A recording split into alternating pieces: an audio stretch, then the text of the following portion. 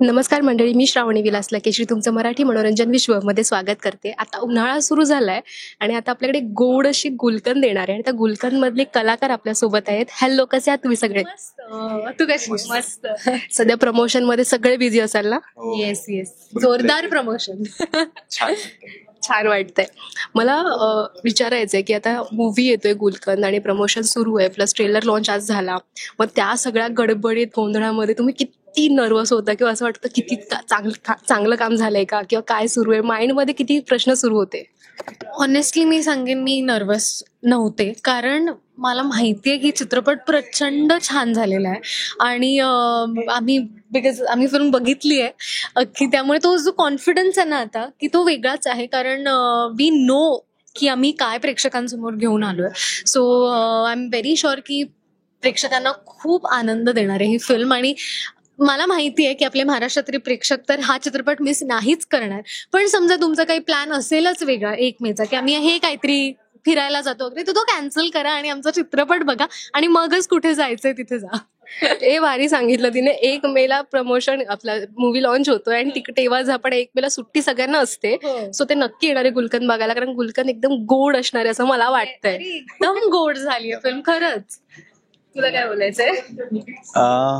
काय प्रश्न होता? Sorry. Movie launch, trailer launch झाला, काय एक्झायटी किंवा कसं काय सुरू? एन्झायटी आपल्या कामाबद्दल, किंवा एन्झायटीपेक्षा एक असतंच की आपलं काम कसं झालंय आणि काय वाटणार आहे. वेगळ्या पद्धतीचा कॅरेक्टर आहे माझ्या फिल्ममध्ये. मी कॉर्पोरेट मध्ये काम करणारा एक मुलगा आहे आणि वेगळा लुक तुम्हाला बघायला मिळेल. ह्या लुकमध्ये मी कधी काम नव्हतं केलं. चष्मा आणि कॉर्पोरेट लुक आणि ह्या सगळ्या गोष्टी आहेत. तर त्या गोष्टीचं थोडंफार हे आहे की कसं झालं असेल आणि काय. पण फिल्म पाहिल्यानंतर we are very confident, very much confident की बजने वाला है भाई फिल्म. सो मिस करू नका अजिबातच. तुला काही बोलायचं नाही. प्लस आता तुम्ही एकत्र सगळ्यांसोबत काम केलं, सचिन सरांसोबत, मोठे सरांसोबत, प्लस बाकीचे सिनियर आर्टिस्ट आहेत, त्यांच्यासोबत एक्सपिरियन्स कसा होता?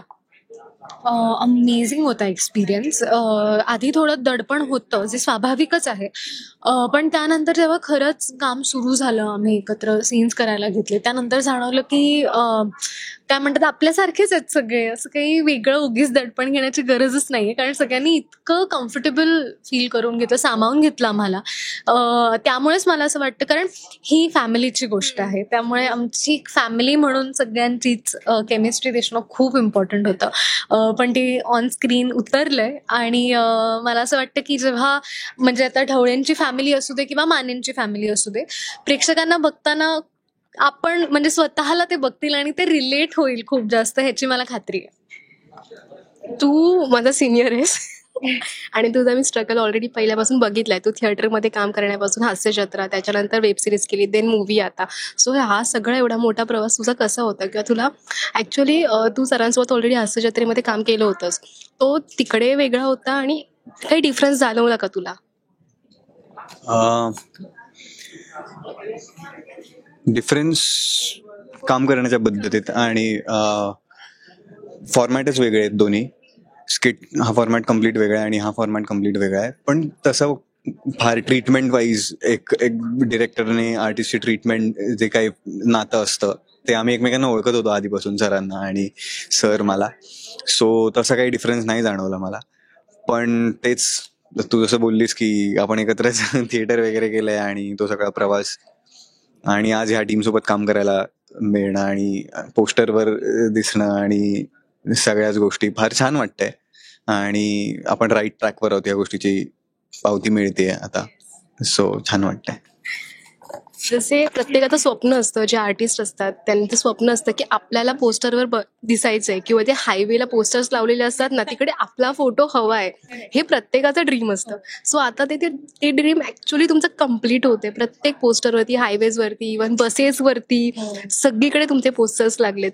तेव्हा जेव्हा पहिला पोस्टर पडला, तेव्हा एक मनात असतं ना की हा, इसके लिए मैंने कुछ किया था और आगे भी करना है. तर ते कसं वाटलं तुम्हाला? मला असं वाटतं या प्रश्नाचं उत्तर आधी शार्विलने द्यावं, कारण ही त्याची पहिली फिल्म आहे. शार्विल, कसं वाटतंय? आणि सगळ्यात लहान आहे तो आमच्यात, सो त्याच्यामुळे कसं वाटतंय तुला? छान तर वाटतंय, पण म्हणजे मी फर्स्ट टाइम आमच्या इकडे जो पुण्याचा आहे मी, सो पुण्यातला जो सिटी प्राईड कोथरूड म्हणून थिएटर आहे तिकडे मी गेलो आणि मी तिकडे बघितलं तर मी असं एवढाच विचार करत होतो की त्या 4-5-6 वर्षाच्या मुलाला काय वाटलं असतं की त्याने कधी विचार केला असता की त्याचा कधीतरी असा मूवी येईल आणि तो त्याच्यावर असेल, म्हणजे त्या पोस्टरवर असेल इतक्या भारी अफलातून कलाकारांसोबत. सो तेच मी अजूनही तो विचार करतोच आहे, तो संपला नाहीये अजून.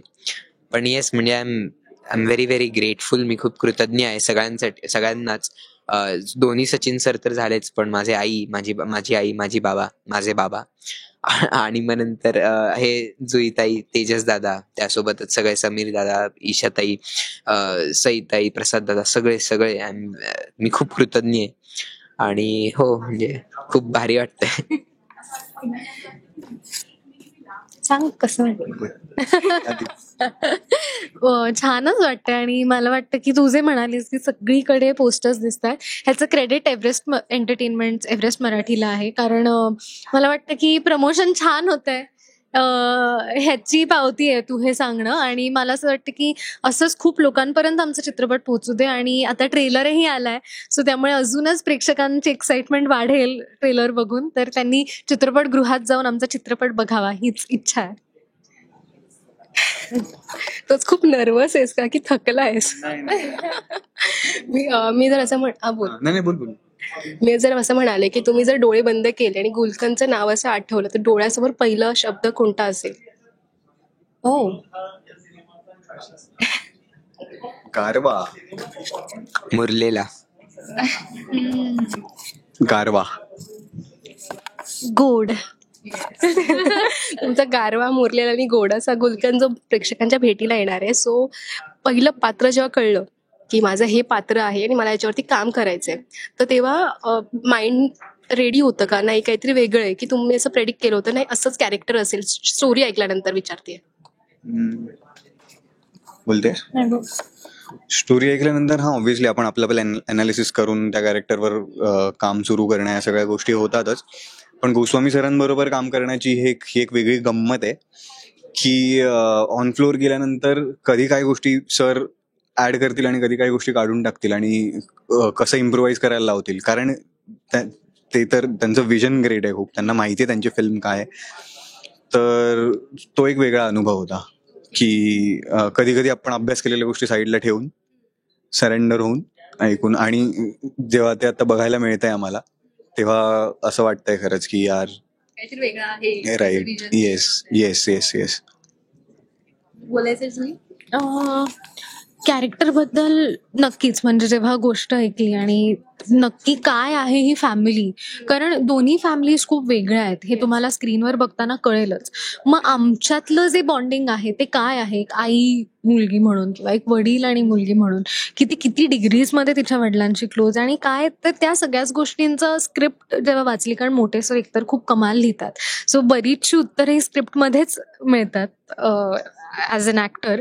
सो मला असं वाटतं ती बरीच उत्तरं मिळाली. आणि आमचे वर्कशॉप्सही झाले जेव्हा आम्ही ॲक्च्युली स्क्रिप्ट घेऊन बसलो होतो, तर तेव्हा मला वाटतं की त्या कॅरेक्टरवर काम केलं गेलं. खूप क्लॅरिटीने सरांनी तेव्हा सांगितलं की नक्की काय अपेक्षित आहे.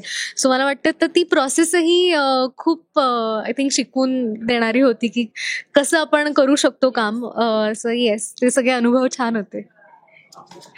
तुला सांगायचं तुझ्या कॅरेक्टरवरती तू कसं काम केलंस किंवा तुला जे विजन तू केलं होतंस कॅरेक्टर बाबतीत ते तेच आहे की तुला वेगळं जाणवलं? नाही, आय थिंक मला जसं एक्सपेक्टेड होतं, मी जसं इमॅजिन केलं होतं जेनझी म्हणल्यावर, सो तसं होतं. पण ऑफकोर्स फाईन ट्युनिंग ज्याला आपण म्हणतो, किंवा म्हणजे फिनेस, कोणीतरी आय थिंक जुईने शब्द वापरलेला फिनेस, तो ऑफकोर्स जे सगळे सिनियर आर्टिस्ट होते त्यांनीच मला मदत केली. आणि आय थिंक जे त्यांनी आपलं पण जे मला फील करून दिलं, सो त्याच्यामुळे ते फॅमिली झाली. तर मग मी माझं करू शकलो असं मला वाटलं. पण येस, म्हणजे सगळ्यांची मदत लागली ना. हा सगळ्यात लहान आहे आता ते जाणवतं. ठीक आहे, थँक्यू सो मच गप्पा मारल्याबद्दल आणि ऑल द बेस्ट तुम्हाला. खूप सुंदर मूवी होणार आहे ही माहिती आहे. न बघता मी सांगते की खूप सुंदर होणार आहे, कारण ऑब्व्हियसली एकदा ट्रेलर पडल्यावर स्टोरी लाईन 1 लाईन नाही कळत, पण एक आयडिया येते की हा बाबा हा मूवी तसा असू शकतो. सो 100% हा हिट होणार आहे. पण जाता जाता तुम्हाला प्रेक्षकांना काय सांगायचं, का आता उन्हाळा पण आलाय, उन्हाळ्याच्या सुट्टी पण सुरू झालेत, सो त्या बाबतीत पण तुम्ही सांगा. तेच तू म्हणालीस तसं उन्हाळ्याची सुट्टी आहे, खूप आपल्याला उकडणार आहे, गरम होणार आहे, अशा घामाच्या धारा लागतील, पण मग या सगळ्या वातावरणात चिडचिड होते आपली. सो अशा वेळी आपल्याला काहीतरी थंडावा देणारं, मनाला आनंदी करायला भाग पाडणारं असं काहीतरी पाहिजे. सो ती म्हणजे आमची फिल्म आहे गुलकंद. खूप तुम्हाला हसवेल, खळखळून हसवेल आणि आनंद देईल अशी आमची फिल्म आहे गुलकंद. फॅमिली कॉमेडी आहे, सो त्याच्यामुळे मला असं वाटतं आपण मराठी सगळेच जण खूप घट्ट बांधलेलो असतो आपल्या फॅमिलीशी. सो अशा वेळी मला म्हणजे या सगळ्याचमुळे मला असं वाटतं ही फिल्म घराघरात पोहोचेल आणि घराघरात लोकांना खूप आवडेल. तर ह्याची गॅरंटी आहे. खूप गोड झाली आणि फिल्म.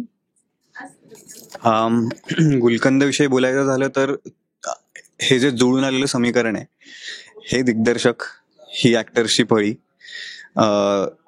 फार कॉन्ट्रास्ट असलेल्या काही जोड्या आणि तेच ओव्हरऑल सगळंच समीकरण आहे. हे समीकरण जुळून यायला पण नशीब लागतं आणि एखादी कलाकृती तयार होऊन ती प्रेक्षकांसमोर यायलाही खूप नशीब लागतं. आणि गुलकंद जो सिनेमा तयार झालाय तो फक्त फॅमकॉम किंवा एखादी गोड लव्ह स्टोरी नसून इमोशन्सचा रोलर कोस्टर आहे. डेफिनेटली तुम्ही जाऊन ही फिल्म थिएटर्समध्येच बघितली पाहिजे, नाहीतर तुम्ही एक खूप छान कलाकृती अनुभवायचं मिस कराल. सो आणि तुमची आवडती टीम आहे, म्हणजे आता याहून मोठं कारणच नसू शकतं महाराष्ट्रातल्या सगळ्या आपल्या प्रेक्षकांना सांगायला की प्लीज बघा हा चित्रपट. आणि मोठ्या पडद्यावर तुम्हाला या सगळ्या टीमला एका वेगळ्या भूमिकेत बघायला मिळणार आहे. येस, सो 1 मे पासून पुढे अनेक महिने थिएटर्समध्ये ही फिल्म जरूर बघा. माझी अशी आशा आहे की तुम्हाला हा मूवी खूप आवडेल. तुम्हाला खूप हसू येईल, तुम्हाला काही गोष्टींबद्दल विचारही करावासा वाटेल. पण वन थिंग फॉर शुअर, तुम्हाला खूप खूप आवडेल ही मूवी आणि आमची अशी आशा आहे की तुम्हाला खूप आवडेल. येस, नक्की बघा 1 मे पासून. धन्यवाद.